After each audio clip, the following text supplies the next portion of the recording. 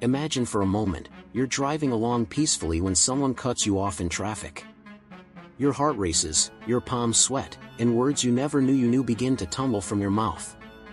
Or maybe it's that sharp comment from your boss in a meeting, or the unnecessary provocation on social media that makes your blood boil.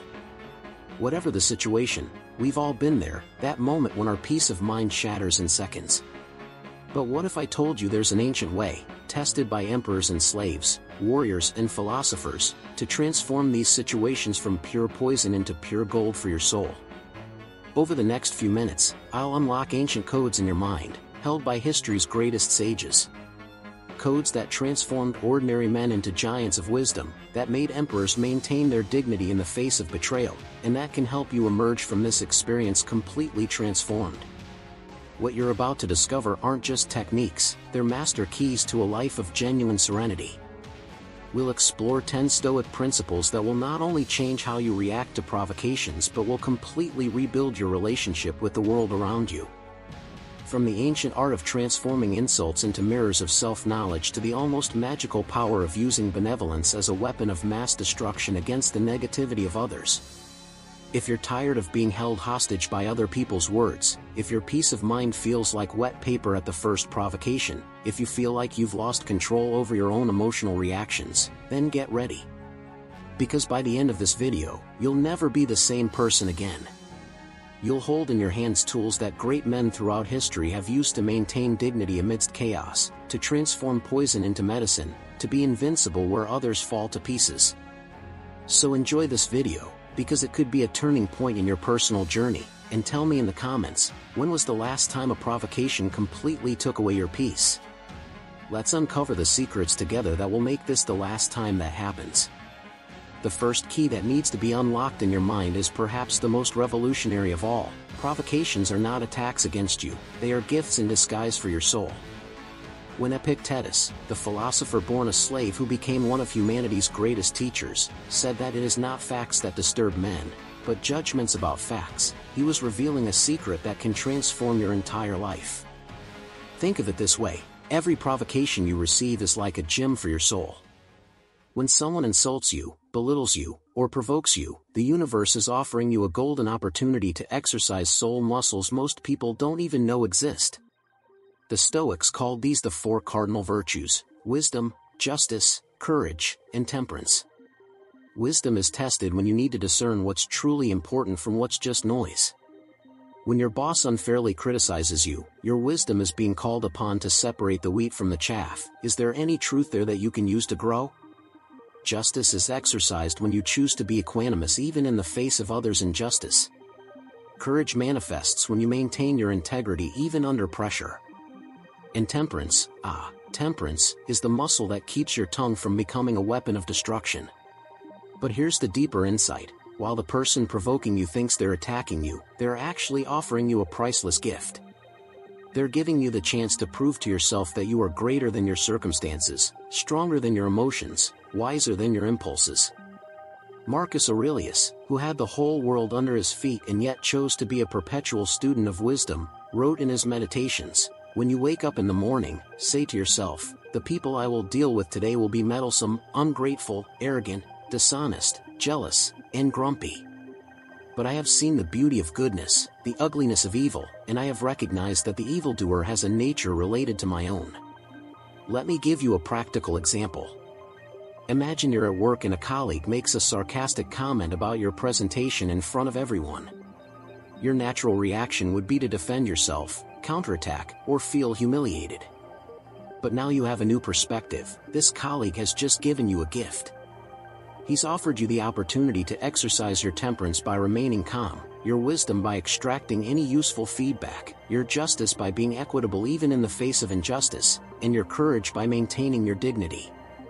The exercise I want you to do is this: the next time you receive a provocation, instead of thinking, "Why is this happening to me?" ask yourself, "What virtue is the universe inviting me to exercise right now?" This shift in perspective is like changing the lenses in your glasses. Suddenly, you see a completely different world. And here's the magic: when you begin to see provocations as tests of virtue, you stop being a victim and become the hero of your own story. You stop reacting and start responding. you stop being driven by circumstances and start shaping them. This is the first transformation that happens when you unlock this ancient code in your mind. Now that you understand that provocations are tests of virtue, let's unlock the second code, the transformative power of pausing. There is a sacred space between what happens to you and how you respond, and in that space lies the difference between wisdom and folly, between dignity and humiliation, between peace and chaos. Modern neuroscience has discovered something the Stoics already knew 2,000 years ago. When you're provoked, your amygdala, the primitive part of your brain, hijacks your nervous system and prepares you for fight or flight. Your prefrontal cortex, responsible for rational thought, is temporarily shut down. This is why you say things you later regret, or make decisions that make you wish you could rewind. But here's the secret that will change your life: you can regain control. The Stoic pause is like hitting a reset button on your nervous system. It's the sacred moment where you choose between being an animal reacting instinctively or a human being responding wisely. I'll teach you the most powerful technique for this: 4-7-8 breathing. When you feel the provocation coming on, inhale deeply through your nose for a count of 4, hold your breath for a count of 7, and exhale through your mouth for a count of 8. Do this twice. What's happening is that you're activating your parasympathetic nervous system, which is the system of calm and clarity. But the pause isn't just physical, it's mental. During these precious seconds, you can use Stoic keywords to reconnect with your inner wisdom. When someone provokes you, mentally say to yourself, "This isn't in my control, but my response is." Or, "What virtue can I practice now?" Or simply, pause. Breathe. Choose. Let me tell you about an executive who attended one of my workshops. He was in a crucial meeting when an investor made an extremely offensive comment about his leadership abilities. Before learning these techniques, he would have exploded right then and there, destroying not only the negotiation but likely his career. But he applied the Stoic pause. He took a deep breath, counted to 7 in his head, and then said, "I appreciate your feedback. I'll reflect on it and would like to talk more after the meeting." The result? Not only did he save the negotiation, but he also earned the respect of everyone in the room. More importantly, he kept his dignity intact and his peace of mind preserved. That's the difference between reacting and responding. Pausing also needs to be practiced. Just as you go to the gym to strengthen your physical muscles, you need to exercise your pause muscle. Start with small situations: when traffic is slow, when someone cuts in line, when you receive an annoying text message. Use these small provocations as training for the big battles. Here's a powerful exercise. For the next week, whenever you feel provoked, count to 3 before responding. No matter how small the provocation, you're training your brain to automatically create this sacred space. And remember, pausing isn't procrastination or indecision. It's power. It's you consciously choosing how you want to show yourself to the world. It's you refusing to be a puppet of your emotions and choosing to be the conductor of your own symphony. This Stoic pause is what separates the wise from the foolish, the leaders from the followers, the free from the slaves. Because when you master the pause, you master your life. And when you master your life, you become truly invincible. Now let's unlock the third code, which is perhaps the most liberating of all: the art of distinguishing what is and what is not under your control. This is the fundamental principle that transformed slaves into free men and emperors into wise men. It is the master key that unlocks the door to true inner peace. Epictetus, who lived in chains for much of his life, discovered something revolutionary: freedom has nothing to do with external circumstances. You can be in a physical prison and be completely free, or you can have all the power in the world and be a slave to your own reactions. True freedom comes from fully understanding this division: what I can control versus what I can't. When someone provokes you, there's an invisible but absolutely real line separating two worlds. On one side, everything you can't control: the words they said, the tone they used, the motivations behind the attack, their opinion of you, the reaction other people had. On the other side, everything you can control: your thoughts about the situation, your emotions, your words, your actions, and most importantly, the meaning you give to all of it. Most people spend 90% of their mental energy trying to control the wrong side of the equation. They obsess over what others think, say, or do. It's like trying to hold water in your hands, impossible and incredibly frustrating. But when you direct 100% of your energy toward what's truly within your control, something magical happens. You become invincible. Let me give you a practical example. Imagine you posted something on social media and received an extremely offensive comment. Your mind immediately wants to control the situation, make the person retract, delete the comment, convince others that you're right. But all of this is beyond your control. What is within your control? Your emotional reaction to the comment, your decision to respond or not, the type of response you give if you choose to respond, and the meaning you attribute to the entire situation. Here's a transformative exercise I call the circle of control. When you feel triggered, mentally draw 2 circles. In the inner circle, place everything that is under your complete control. In the outer circle, everything that is beyond your control. Now, make a conscious decision. I will spend my mental energy only on the inner circle. But here's the deeper insight. When you stop wasting energy trying to control the uncontrollable, you don't just gain peace of mind, you gain real power. People who constantly try to control others are weak and desperate. People who fully control their own reactions are strong and serene. Marcus Aurelius, who held the power of life and death over millions, wrote, "Confine yourself to the present." He knew that even as emperor, his only area of real control was the present moment and his response to it. This is the humility that breeds true greatness. I'll tell you about a woman who learned this lesson the hard way. She discovered that co-workers were spreading rumors about her. She spent months trying to control the narrative, convincing each person of the truth, proving her innocence. The result? Stress, anxiety, and the rumors continued. When she finally applied the dichotomy of control, she completely stopped trying to control what others thought and focused 100% on doing excellent work and maintaining her integrity. Within a few weeks, her peace returned, and ironically, her reputation strengthened. This is the paradox of control. The more you try to control what you can't, the less control you have. The more you focus on what you can control, the more powerful you become. It's like the difference between swimming against the current and swimming with it. From now on, whenever you feel provoked, ask this magical question: is this under my control or not? If it isn't, let it go immediately. If it is, act wisely. This simple question will transform your life because it will direct all your mental energy to where it can truly make a difference. We've reached the 4th code, and it will literally expand your mind, the transformative power of cosmic perspective. When you learn to see your challenges from the universe's perspective, something extraordinary happens. Problems that seemed like mountains become grains of sand, and you gain a serenity that is simply unshakable. Marcus Aurelius developed a technique we call view from above. Imagine yourself rising above your current situation, climbing higher and higher until you see your city, your country, your planet, and finally the infinite cosmos. From this perspective, the provocation that was destroying your peace of mind becomes microscopic, almost invisible in the immensity of the universe. But the cosmic perspective isn't just spatial, it's temporal. Here's a life-changing question: will what's bothering me now matter in 10 years? More often than not, the answer is a resounding no.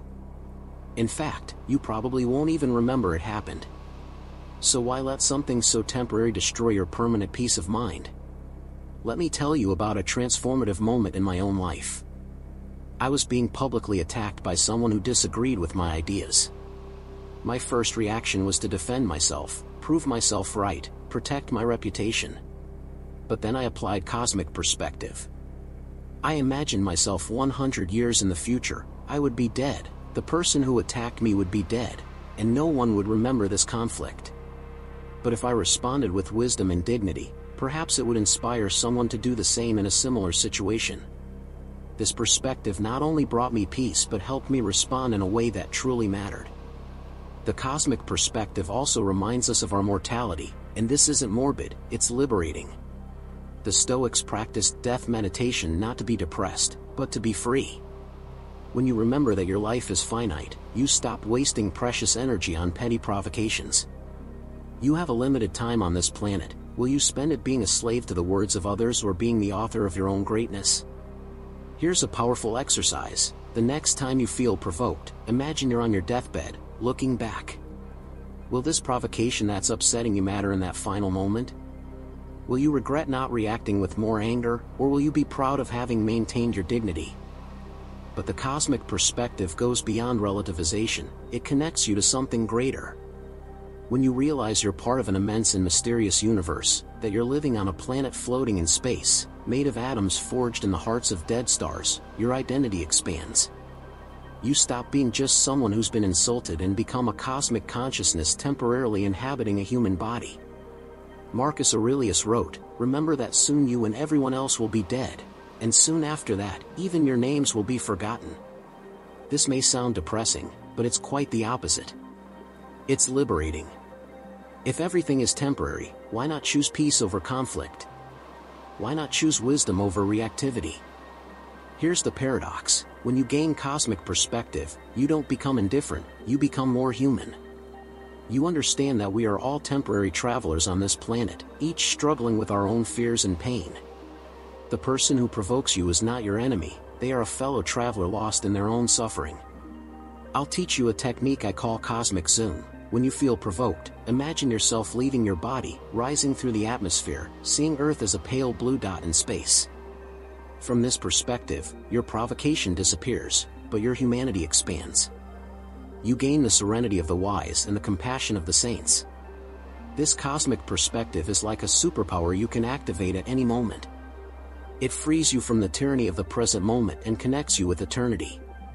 It's what transforms provocations from poison to medicine, from stumbling blocks into stepping stones to wisdom. Now let's unlock the fifth code, which is perhaps the most surprising, the art of transforming insults into mirrors of self-knowledge. This is the supreme alchemy of the wise, taking the lead of other people's criticism and transforming it into the gold of personal growth. Socrates, the father of Western philosophy, had a revolutionary approach to criticism. He used it as an opportunity for self-examination. When someone attacked him, instead of defending himself, he asked questions. Is there truth in what is being said? What can I learn from this? How can I use this criticism to become a better person? Here's the fundamental insight. Every criticism, even the most malicious, carries within it a seed of truth. It may be buried under layers of anger, envy, or misunderstanding, but it's there. Your task is not to defend yourself from criticism, but to excavate that seed and allow it to blossom into wisdom. I'm going to teach you a 5-step process that will change how you deal with insults forever. First, the pause you've already learned. Take a deep breath and create the sacred space between the provocation and your response. Second, separate form from content. Ignore the aggressive tone, the offensive words, the malicious intent. Focus solely on the message behind the anger. Third, ask the Socratic question, is there any truth here? Be brutally honest with yourself. Fourth, if you find truth, thank them, even if it's just mentally. The person just gave you a gift disguised as an attack. Fifth, use this truth to grow. Turn insight into action. Let me tell you about a businessman who almost lost his company because he couldn't handle criticism. He was in a meeting when a partner said, in front of everyone, "You're a terrible communicator, and that's why our projects are always late." His first reaction was to explode. But he applied this process. He took a deep breath, ignored the offensive tone, and asked himself, is there truth here? The painful answer was, yes, he really did have communication difficulties. Instead of defending himself, he said, "You're right. I'll work on it." Not only did he save the relationship, but he began a process of improvement that transformed his leadership. But here's the deeper part. When you stop defending yourself and start using criticism as a mirror, you develop an intellectual humility that is the mark of true sages. You understand that you're not perfect, that you can always grow, that every person you interact with can teach you something. This approach also completely disarms the attacker. When someone insults you expecting a defensive reaction, and you respond with genuine curiosity and a willingness to learn, the entire dynamic changes. The attacker becomes confused, their anger evaporates, and they often even apologize for the way they phrased their criticism. I'll give you a personal example. Once, during a talk, someone in the audience said, "Your ideas are naive and you don't understand reality at all." My first reaction was to defend myself, to prove my credibility. But then I applied this technique. I took a deep breath and said, "Thank you for that perspective. Can you give me a specific example of where my ideas are naive? I'd like to understand better." What happened was magical. The person, who was clearly trying to provoke me, was disarmed. She ended up sharing a personal experience that enriched the entire discussion. Here's a transformative exercise. For the next week, whenever you receive criticism, instead of defending yourself, ask yourself 3 questions. What can I learn from this? Is there some truth here that I wasn't seeing? And how can I use this to become a better person? But be careful, this doesn't mean accepting all abuse or allowing others to walk all over you. It means having the wisdom to extract value from even the most difficult situations. It means being strong enough to use attacks as fuel for your growth. When you master this art, something extraordinary happens. You become practically immune to insults. Not because you don't hear them, but because you transform them into opportunities for growth. You become like an emotional aikido, using the energy of the attack to strengthen yourself. This is true invincibility, not being touched by criticism, but being transformed by it. It is what separates the wise from the foolish, the masters from the apprentices, the free from the slaves. We've reached the 6th code, and this is the one that will give you unbreakable psychological armor, the strength of rational indifference.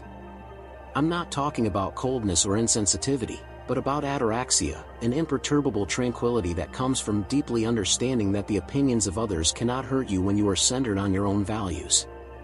Ataraxia is a Greek word meaning imperturbability. It's the state of mind where you remain calm and serene regardless of external storms. It's like being a solid rock in the middle of a raging ocean. The waves may crash, but you remain unshaken. But here's the secret: rational indifference isn't natural, it's built. It's like building muscles. You need to train consistently until it becomes second nature. And the first step is understanding a fundamental truth: your self-esteem can't depend on the approval of others. Think of it this way: if your happiness depends on being praised and your sadness comes from being criticized, you're not living your life, you're being an emotional slave to people who may not even really know you. You're allowing others to have complete control over your mental state. That's not life, it's prison. Epictetus, who knew physical imprisonment, taught that true freedom comes from within. He said, "No man is free who is not master of himself." When you develop rational indifference, you become master of yourself. Not because you don't care about anything, but because you care only about what truly matters. I'll tell you about a woman who transformed her life using this principle. She worked at a company where she was constantly criticized by jealous colleagues. Every nasty comment devastated her, every piece of gossip left her sleepless. She was living in emotional hell. But then she began to build her rational indifference. First, she identified her core values: integrity, professional excellence, and kindness. Second, she decided that only opinions based on these values would matter to her. Third, she created internal mantras: "I am not defined by the opinions of others. My peace of mind is more important than the approval of others. I am complete without needing anyone's validation." The result was transformative. Within a few weeks, she realized that criticism no longer affected her. Not because she wasn't listening, but because she had built such a solid identity that external attacks simply bounced off her. She became more productive, more confident, and, ironically, more respected. But here's the interesting thing: when you develop rational indifference, you don't become insensitive, you become selective. You stop listening to noise and start hearing only what truly matters. Constructive criticism from people you respect still affects you, but provocations from people you don't even know become irrelevant. Here's a powerful exercise: identify 3 core values that define who you are. It could be honesty, compassion, excellence, courage, whatever is most important to you. Now, whenever you receive criticism, ask yourself, is this person questioning my core values or just expressing an opinion? If it's just an opinion, you have permission to be dismissive. But be careful with balance. Rational indifference is not arrogance. It's not believing you're perfect or that you never need to change. It's understanding that you are the only qualified judge of your own worth. It's like being an internal Supreme Court. You hear all the evidence, but the final verdict is always yours. Marcus Aurelius, who had millions of people forming opinions about him daily, wrote, "How easily we can repel and erase from the mind any disturbing or inappropriate impression, and immediately attain perfect tranquility." He knew that tranquility comes not from controlling what others think, but from controlling what you think about what others think. I'll teach you a technique I call mental shielding. When someone provokes you, imagine you're wearing invisible armor. The words bounce off the armor and simply fall to the ground. You hear them, but they don't penetrate you. You choose which words deserve to penetrate your defenses and which should be ignored. This rational indifference is liberating because it allows you to be authentic. When you don't need the approval of others, you can truly be yourself. You can express your ideas without fear, you can make decisions based on your values, and you can live an authentic life. Remember, people who try to provoke you are actually revealing their own insecurities. Confident people don't need to attack others. When you understand this, you even develop compassion for those who provoke you. They are suffering, and this suffering is expressed in attacks. This is the power of rational indifference. It makes you strong without making you cold. It makes you unshakable without making you inflexible. It's the perfect balance between strength and wisdom, between firmness and compassion. Now let's unlock the seventh code, which is perhaps the most counterintuitive and powerful of all, the art of responding to provocations with strategic benevolence.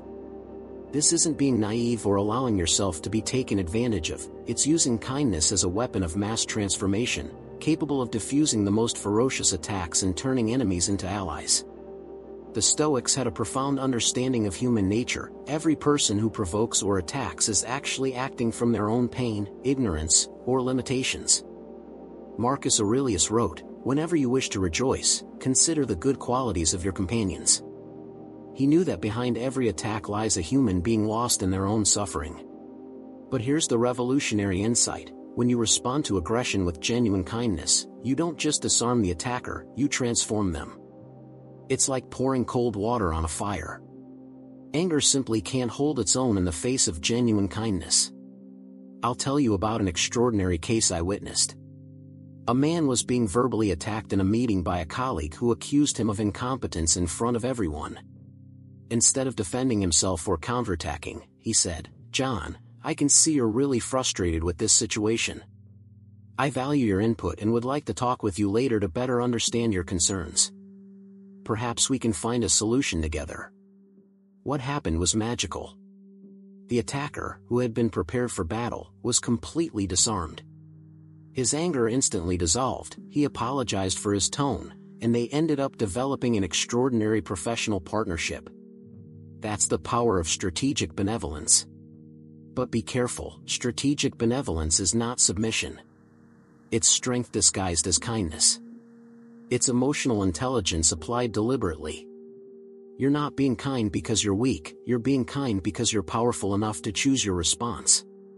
Here are practical techniques that will transform your life. First, emotional validation. When someone attacks you, acknowledge the feelings behind the attack. "I can see you're frustrated. I see this is important to you. I understand you're worried." You're not condoning the attack, you're acknowledging the attacker's humanity. Second, constructive redirection. Instead of focusing on the problem, shift the focus to the solution. How can we solve this together? What do you suggest? What would be the best approach in your opinion? You transform confrontation into collaboration. Third, Socratic questions. Ask questions that lead the person to reflect on their own behavior. Why is this so important to you? How would you feel if you were in my position? What outcome would you like to see? You are guiding the person toward self-knowledge. Fourth, expressing gentle boundaries. You can be kind without being a doormat. "I respect your opinion and would like to discuss this, but I'd prefer we do so in a more respectful tone. I'm willing to talk, but I don't tolerate insults." You maintain your dignity while keeping the door open. Fifth, the graceful exit. When the situation doesn't have an immediate solution, you can end gracefully. "I think we both need some time to process this. How about we talk tomorrow with a clearer head, or I'll reflect on what you said and get back to you. You preserve the relationship while protecting yourself. I'll give you practical examples of responses that will disarm any provocation. When someone insults you, I understand that you're frustrated. Is there something specific I did that bothered you? I'd like to understand better. When someone slyly criticizes you, interesting perspective. Can you give me a specific example? I'm always open to constructive feedback. When someone tries to put you down, I can see you have a strong opinion on this. Help me understand your point of view. When someone teases you on social media, thanks for sharing your perspective. It's always interesting to see different points of view. Here's the most powerful thing: strategic benevolence doesn't just disarm the attacker, it transforms you. When you respond with genuine kindness, you strengthen your own soul. You become more compassionate, wiser, stronger. It's like weight training for the soul. But remember, this takes practice. Your natural reaction will always be to defend or attack. You need to train kindness like an athlete trains their muscles. Start with small provocations and gradually build up. Seneca, who dealt with the intrigues of the imperial court, said, "The best revenge is not to be like your enemy." When you respond kindly to those who attack you, you not only win the conflict, you raise the level of the entire interaction. This is the magic of strategic benevolence. It doesn't just resolve conflicts, it creates connections. It doesn't just stop attacks, it builds bridges. It doesn't just disarm enemies, it creates allies. And in the process, you become a force for change in the world. We've reached the 8th code, and here we'll move beyond theory and into pure practice, the exercises that will fortify your mind like an impregnable fortress. Because wisdom without practice is just useless knowledge, and practice without wisdom is just blind activity. But when you combine the two, you become invincible. Great warriors don't wait for battle to prepare, they train every day so that when the moment arrives, the correct response is automatic. Likewise, you can't wait to be provoked to decide how you'll react.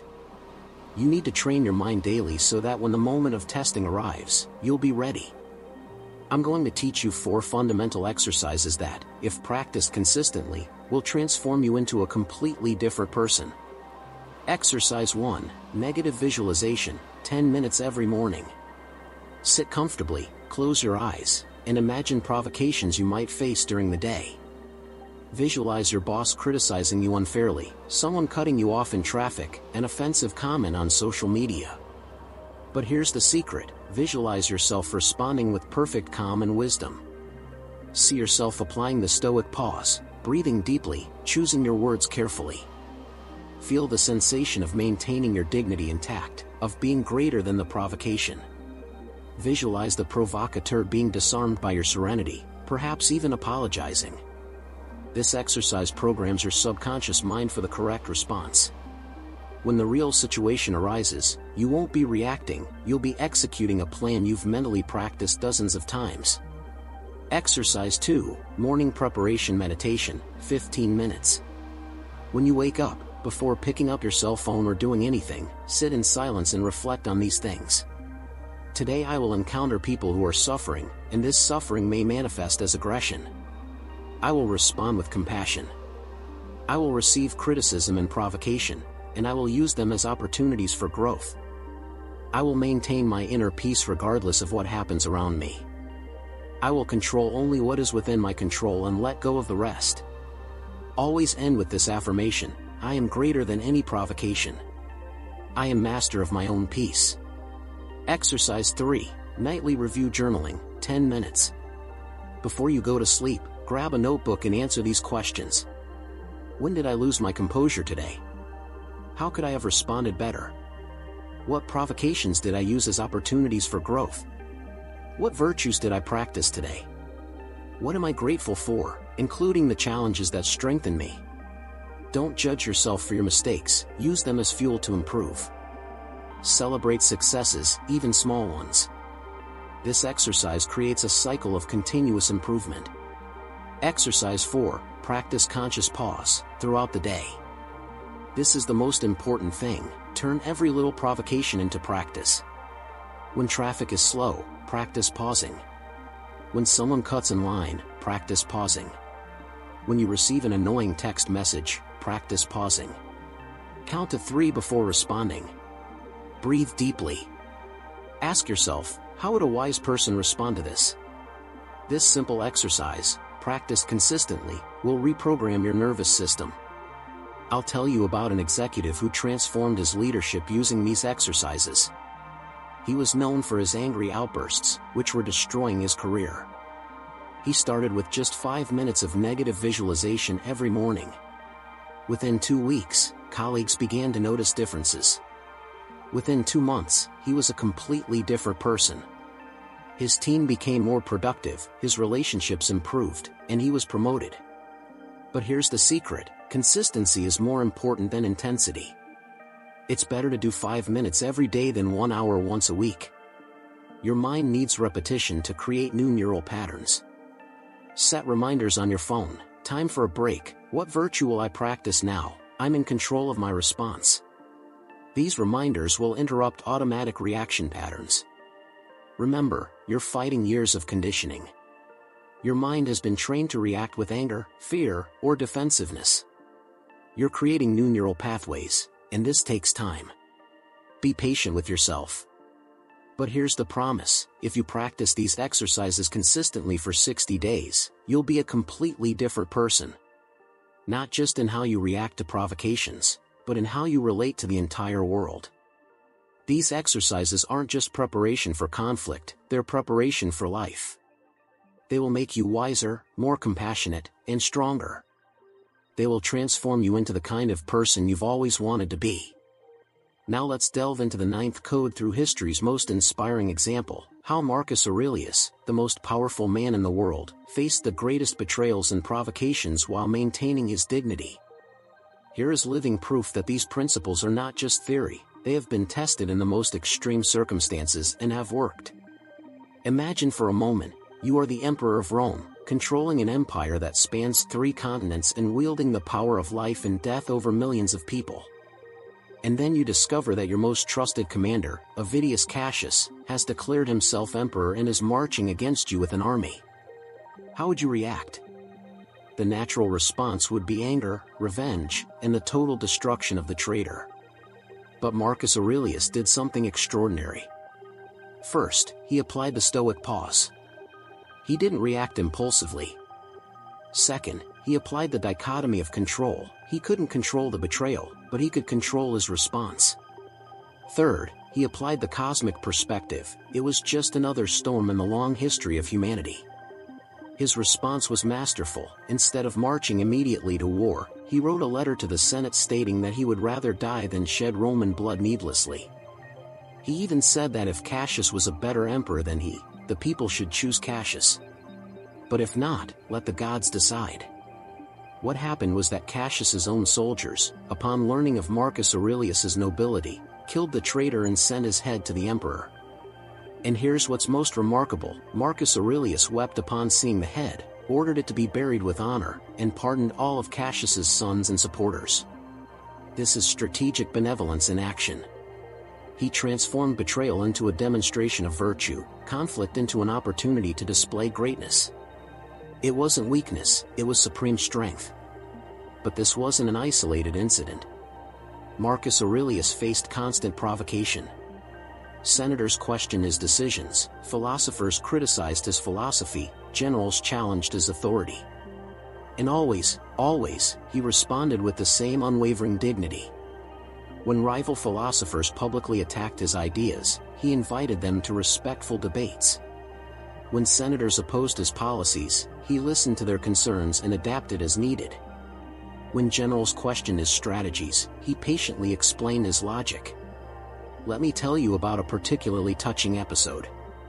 His own son, Commodus, was becoming a problem.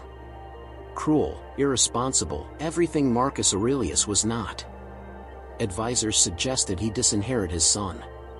But Marcus Aurelius applied the cosmic perspective. He is my son, and I will love and guide him regardless of his choices. I cannot control who he is, but I can control how I treat him. Even knowing that Commodus would likely destroy much of what he had built, Marcus Aurelius maintained his fatherly compassion. He continued to educate his son, continued to show love, and continued to be an example of virtue. This teaches us something profound. You can maintain your integrity even when those closest to you disappoint you. You can be kind even when others are cruel. You can be wise even when others are foolish. But here's the important thing, Marcus Aurelius wasn't naturally this way. He worked at it every day. His meditations are essentially a diary where he constantly reminds himself of these principles. He wrote to himself, "When you wake up in the morning, remember that you will have to deal with meddlesome, ungrateful, violent, treacherous, envious, and antisocial people." He knew he would face provocations and prepared himself mentally for them. Just like you should. One of the most moving passages in the Meditations is when he writes, "Forgive them, for they know not what they do." He understood that people who provoke are acting out of ignorance, not malice. They don't know they are creating suffering for themselves. Here's the deeper lesson. Marcus Aurelius shows us that greatness isn't about never being provoked, it's about being provoked constantly and still maintaining your dignity. It's not about having no problems, it's about having the biggest problems possible and still choosing virtue. You may not be an emperor, but the principles are the same. When your boss unfairly criticizes you, you can respond as Marcus Aurelius would respond to the Senate. When someone betrays you, you can respond as he responded to Cassius. When your family disappoints you, you can respond as he responded to Commodus. The question isn't whether you'll be provoked, you will be. The question is, how will you respond? Will you react like a wounded animal or respond like a sage? Will you lower yourself to the provocateur's level or raise him to yours? Marcus Aurelius set the perfect example. Now it's up to you to follow in his footsteps and become the emperor of your own life. We've reached the 10th and final code, the one that will seal your permanent transformation, the art of building emotional resilience that lasts a lifetime. Because it's not enough to apply these techniques occasionally, you need to integrate this wisdom so deeply into your soul that it becomes second nature. Emotional resilience isn't simply enduring challenges, it's transforming through them.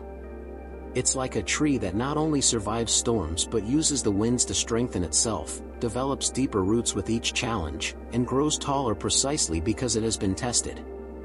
Here's the fundamental truth: you're not born resilient, you become resilient. And this happens through consistent, intentional practice, day after day, choice after choice, provocation after provocation transformed into growth. I'll give you the 4 foundations on which you'll build your unshakable emotional resilience.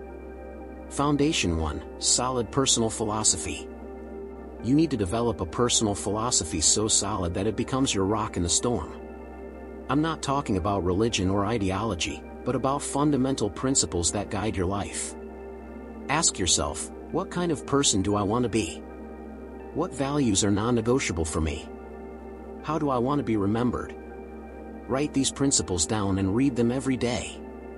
When provocation arises, you won't be reacting in a vacuum, you'll be responding from a solid foundation of values.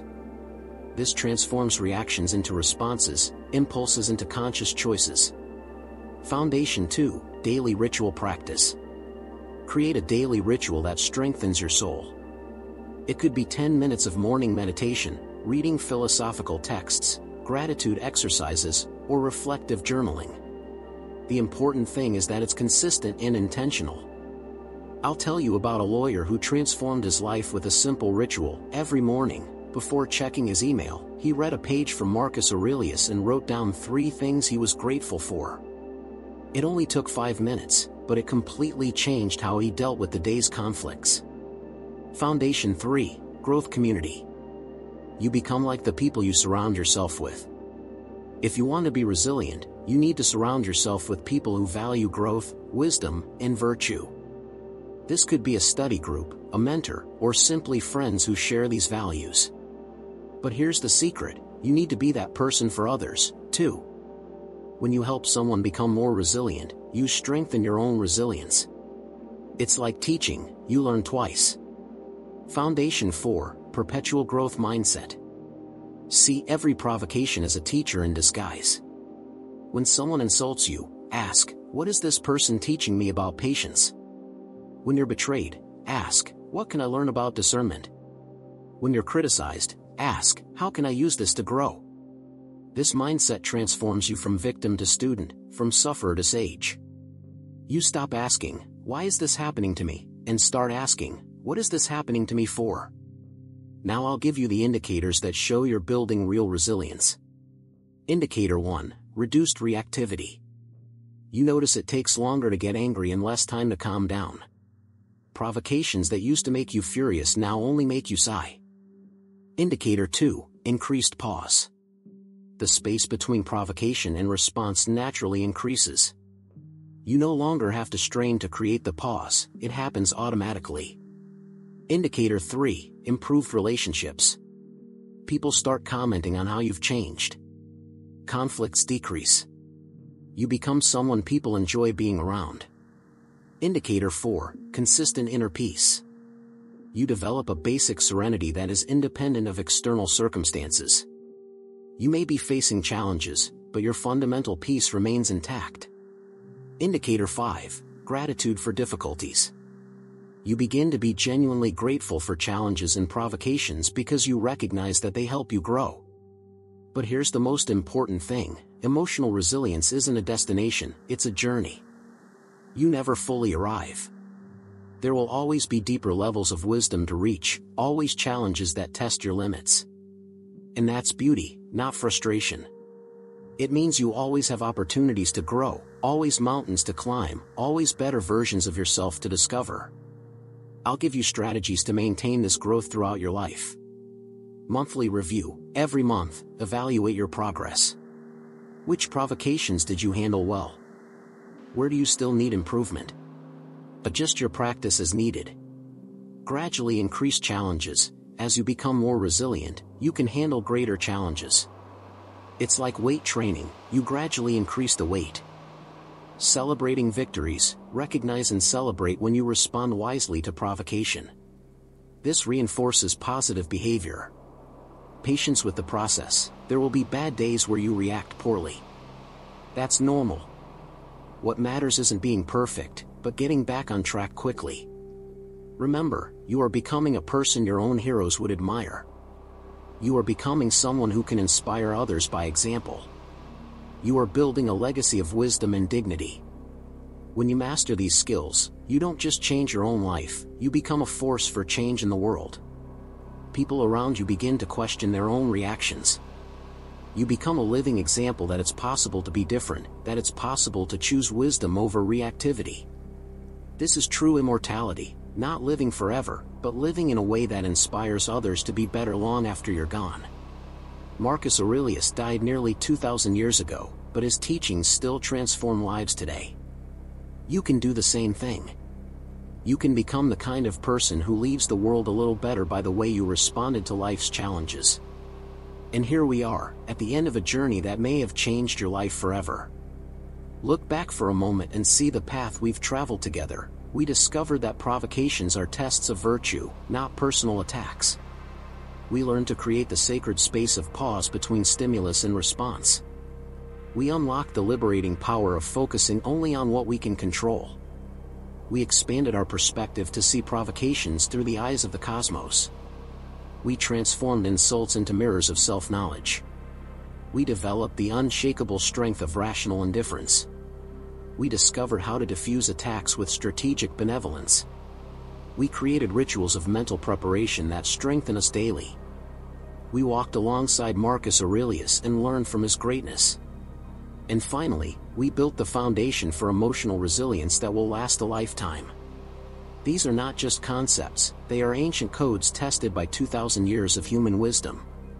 Great men and women throughout history have used these very principles to maintain their dignity amidst chaos, to transform suffering into wisdom, to choose virtue even when the world around them chose madness. But here's the deeper truth, you're no longer the same person who started watching this video. Something fundamental has shifted in your mind. You now have tools most people will never know. You have access to a power that can transform not only how you react to provocations, but how you relate to your entire life. The next time someone provokes you, you'll no longer be a helpless victim. You'll be a sage in disguise, using the situation as an opportunity to practice virtue. You'll be an emotional alchemist, transforming lead into gold, poison into medicine, conflict into growth. But remember, knowledge without action is just entertainment. These codes only work if you apply them. Start today. Start now. The next provocation you receive is your first opportunity to practice. Don't waste it reacting the way you always have. Use it to demonstrate to yourself that you've truly changed. Your journey of transformation doesn't end here, it's only just beginning. You are now part of an ancient lineage of wise people who chose to respond to the world with dignity, who transformed obstacles into opportunities, who found peace amidst the storm. If this video touched your soul, if you feel truly transformed, subscribe to the channel and share it with someone who needs to hear these words, and tell me in the comments, what code impacted you the most? What transformation did you feel happen within yourself during this journey? And remember, you are not alone on this journey.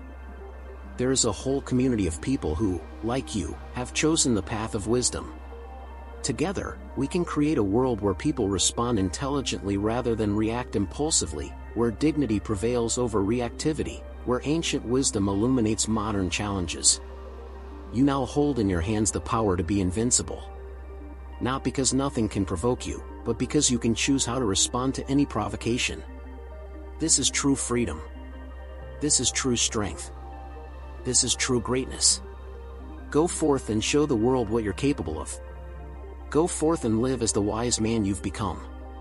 The world needs more people like you, people who choose to elevate the level of human conversation, who transform provocations into opportunities, who radiate peace even in the midst of chaos. Your transformation begins now. Your journey to greatness begins now. Your life as a truly free person begins now. Thank you for embarking on this journey with me. May you be a force for change in the world, a living example that it's possible to be different, a beacon of wisdom in a world that so desperately needs it. Until the next journey together.